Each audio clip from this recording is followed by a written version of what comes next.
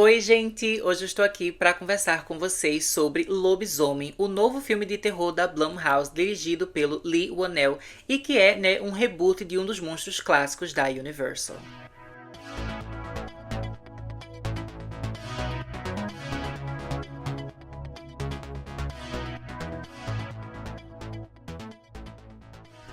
Eu já queria, gente, começar esse vídeo dizendo aqui que eu fiquei muito feliz por ter tido a oportunidade de ver esse filme, numa sessão exclusiva, de premiere que aconteceu aqui no Canadá, para fãs selecionados e também para a imprensa. Eu acabei recebendo, um convite para ir ver esse filme de graça e eu fiquei muito feliz porque eu estava muito ansiosa e eu nunca vou negar a oportunidade, gente, de guardar dinheiro e mesmo assim conseguir ir para o cinema, assistir um lançamento. A minha sessão, ela aconteceu, 2 dias antes do lançamento oficial do filme, nos cinemas aqui no Canadá.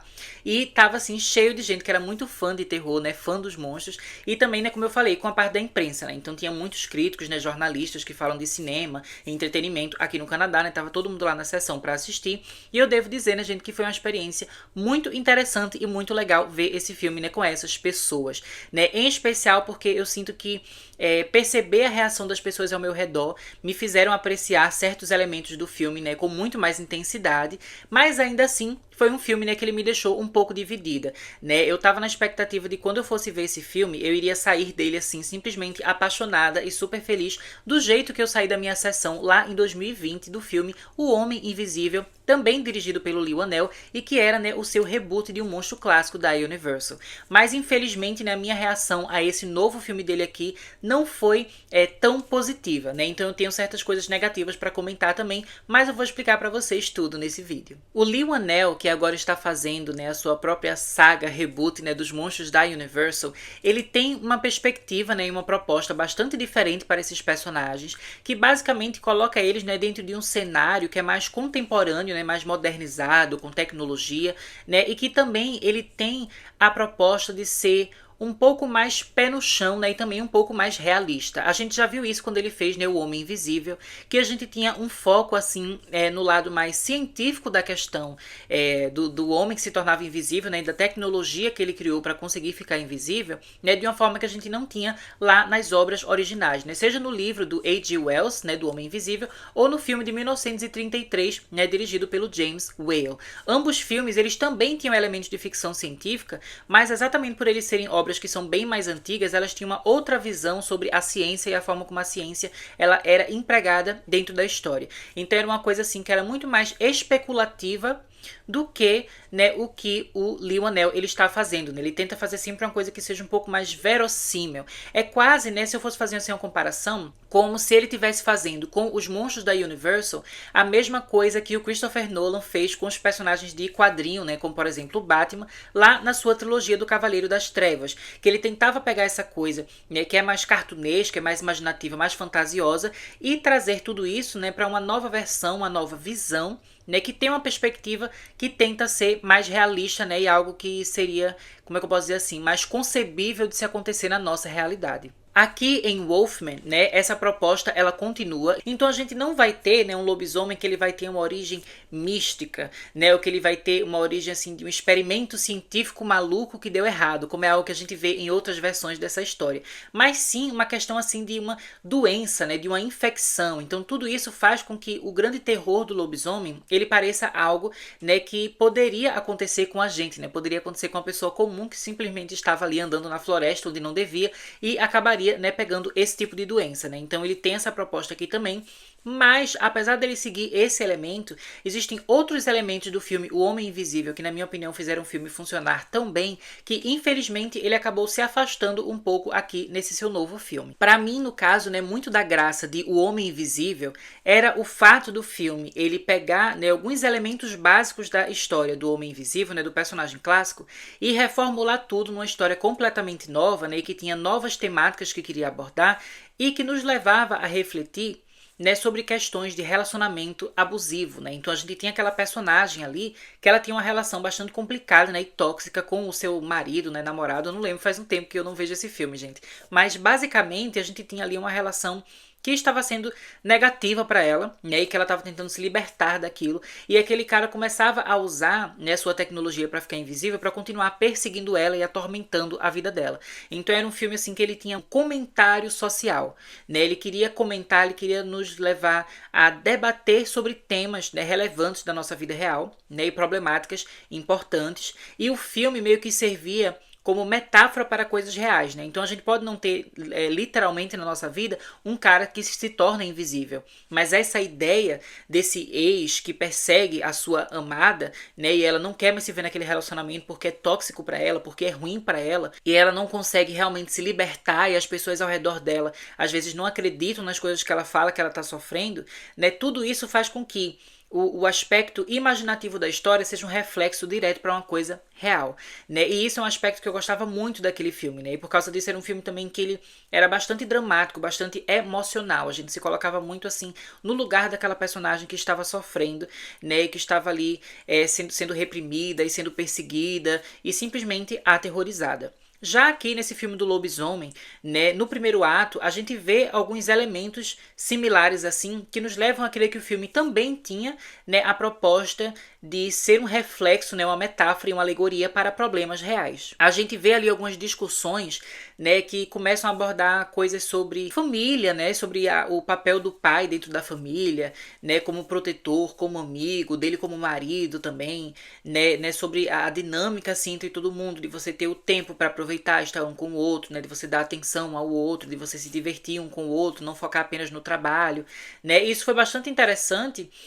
Porque foram os momentos que eu mais percebi que esse filme aqui novo do lobisomem, ele fazia referência a outros filmes de lobisomem que foram lançados anteriormente, né, pela Universal. Então a gente tem, né, no filme de 1935, The Werewolf of London, né, tem toda uma questão que o rapaz que ele vai acabar se transformando no lobisomem, né, ele é um cientista que ele tem certos problemas com a sua esposa porque ele está o tempo todo focado no trabalho e ele não dá atenção para ela, e isso cria ali um atrito entre eles, né, e algo similar está acontecendo aqui nesse novo filme. Mas no caso dessa vez, né, é a esposa, né, a mulher aqui da família, a mãe, que tá tendo um certo problema ali de se relacionar e de se fazer presente, né, da dinâmica familiar, porque ela tá muito ocupada com o trabalho, né? E por outro lado, já no filme The Wolfman, de 1941, a gente vê uma questão, né, do homem que se torna o lobisomem com o seu pai, né? Então ele acaba visitando o pai dele depois que o irmão dele morreu, e a gente percebe que eles têm uma relação ali complicada e tudo mais, e acaba lidando um pouco assim com essa dinâmica de pai e filho no decorrer do filme, né, no decorrer dessa grande aventura tenebrosa, né, em que o rapaz se torna um lobisomem.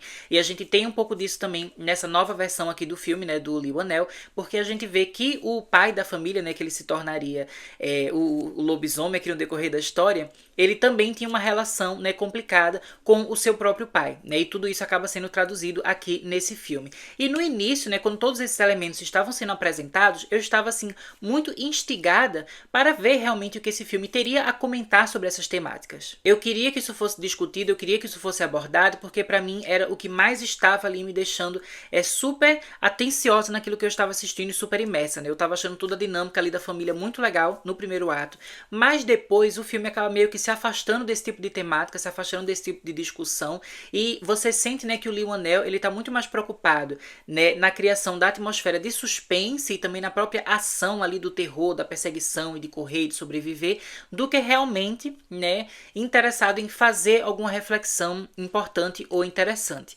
Obviamente, esse tipo de reflexão ou comentário social não é uma coisa, né, que torna um filme bom ou ruim, mas é uma coisa que para mim particularmente foi um diferencial de O Homem Invisível que me fez gostar bem mais daquele filme, né? Então o fato de que esse filme agora do lobisomem, ele tinha a oportunidade de também debater um tema, mas que no decorrer, né, da sua duração ele vai se afastando cada vez mais disso, foi algo que acabou me decepcionando um pouco.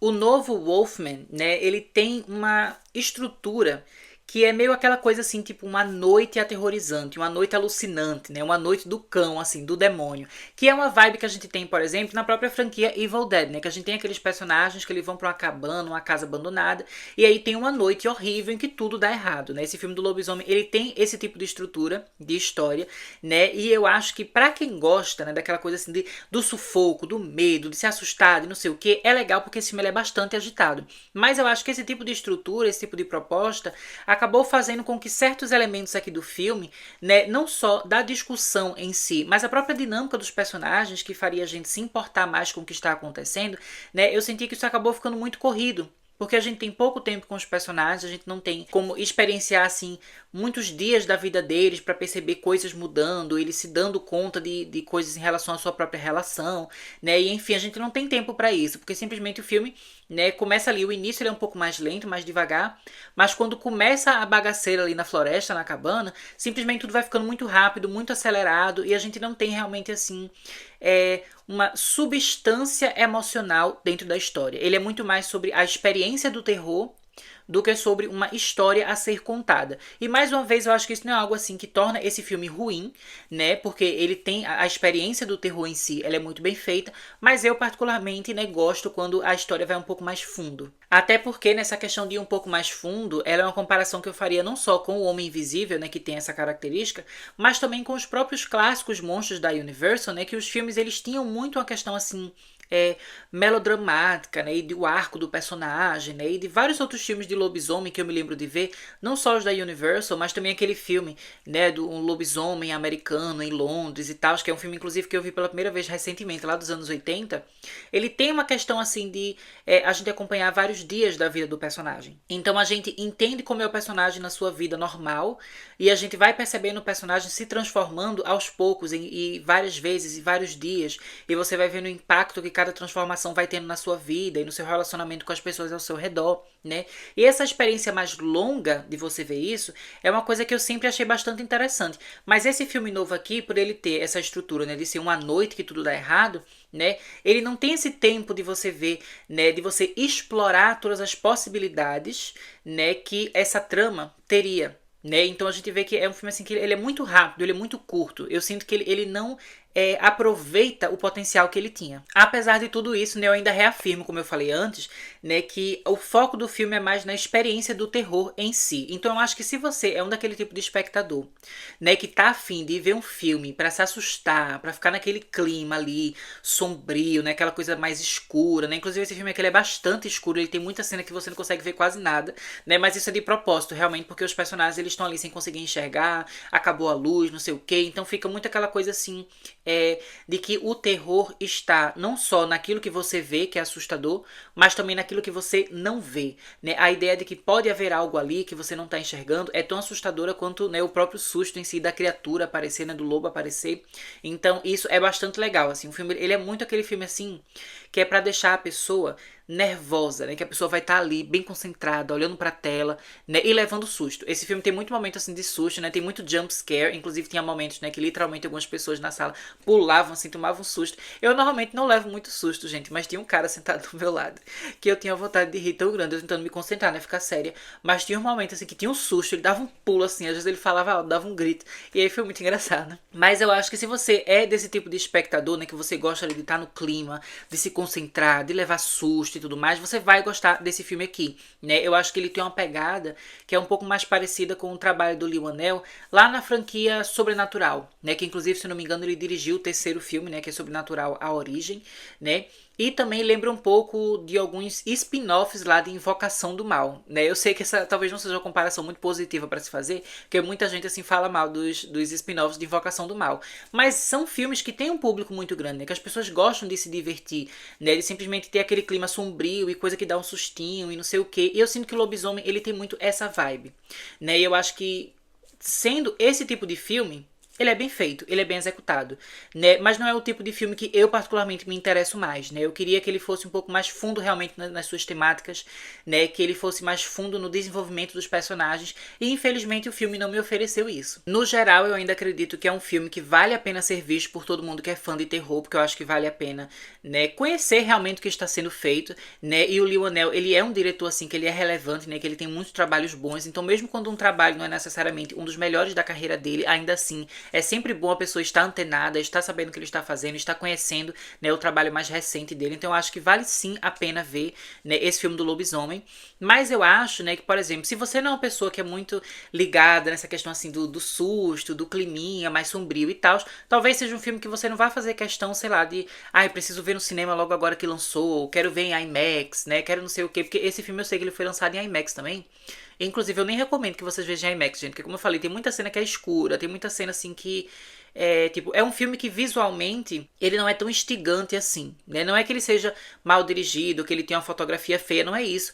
Mas é que a vibe dele, eu acho que não faz sentido você gastar pra ir numa tela grande, sabe, com resolução diferente, sei o que. Não faz sentido, não é esse tipo de filme, né? Inclusive, eu acho que é um tipo de filme que ele deve ser muito legal de você assistir com amigos, sabe, em casa, que você bota ali na televisão, tá de noite, sabe, fica todo mundo no escurinho, faz uma pipoca, não sei o que, aquela coisa bem leve. Eu acho que esse é o tipo de clima desse filme, né? Eu acho que esse filme ele funciona muito bem assim, né? E quem gosta desse tipo de coisa, aí sim vale a pena assistir, talvez até no cinema, se você for no cinema em grupo, né, com várias pessoas, quer ter uma experiência divertida e tal, né, que o pessoal vai pular de susto e não sei o que. Isso acaba valendo a pena. Mas se você, como eu, gosta de uma coisa assim que vai um pouco mais fundo, né, um pouco mais profunda, né, talvez não vai valer a pena ir no cinema pagando o ingresso caro e tal, talvez vale mais a pena assim no dia de promoção, né. Eu sei que eu fiquei muito feliz que eu fui convidada para ir de graça, né, eu amei. Mas se você tiver a oportunidade de ver esse filme assim, eu acho que vale mais a pena, né, do que realmente assim você gastar pra ir no cinema, né? Você colocar isso como uma das suas prioridades. Porque tem aqueles filmes que você fala assim, nossa, esse aqui eu preciso ver na tela grande.